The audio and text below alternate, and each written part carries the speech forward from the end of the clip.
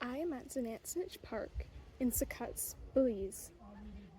Xunantunich is a Mayan ruin that was built around 800 AD.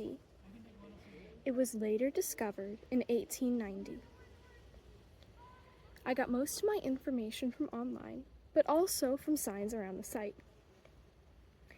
Xunantunich was built during the late Mayan period. Today I will be discussing how subject, form, and content intertwine to form a full and complete piece of art.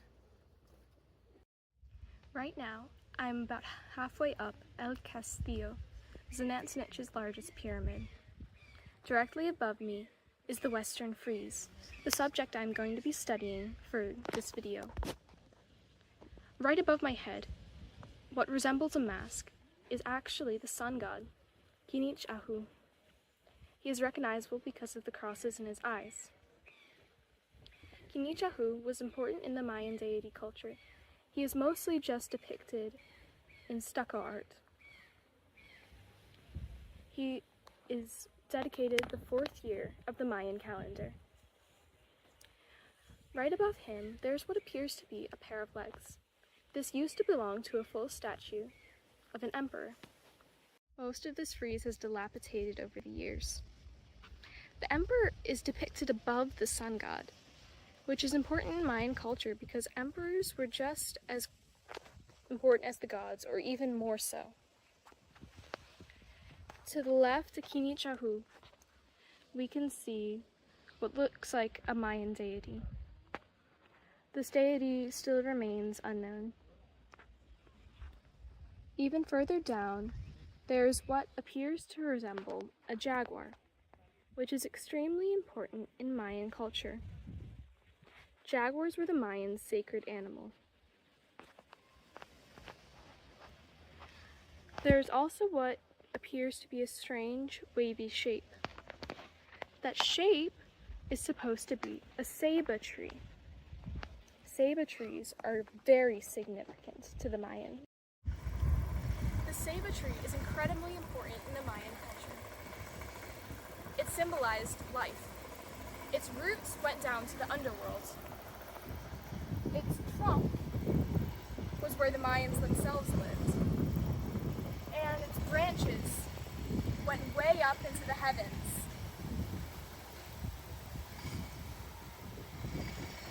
Ceiba was incredibly important to the Mayans, and that's why it was depicted in their artwork, especially on such an incredible temple as Xunantunich. The form of this artwork is mostly made of stone, but the frieze itself is actually made from a Mayan version of stucco. It was later redone in plaster to keep it from breaking down further. These large blocks of stone were brought from a nearby quarry and carried up to the top of the mountain. The sacrifice and effort it took to put into this was a symbol of the solidity of the Mayans in their faith in the gods and their devotion to the emperor. It also showed the strength of the emperor. It took a lot of slaves and a lot of laborers to be able to bring that large amount of stone to the top of this mountain. It would have taken a lot of time and effort. Otherwise, there's not much color to Xunantunich or to the frieze around it. The sculpture has a lack of depth because it is a frieze, and its texture is rather smooth. To be able to determine the content of this artwork, we must go back to its form and how it was created. The Mayans took rocks from the base of the mountain all the way to the top. For what? For height. This whole piece is all about height. Xunantunich is built on top of one of the tallest mountains in the area, at the very peak, in fact. This brings the Mayans closer to their gods. Also, emperors were symbols of height and power. This whole content is also focusing on the power of the Mayans.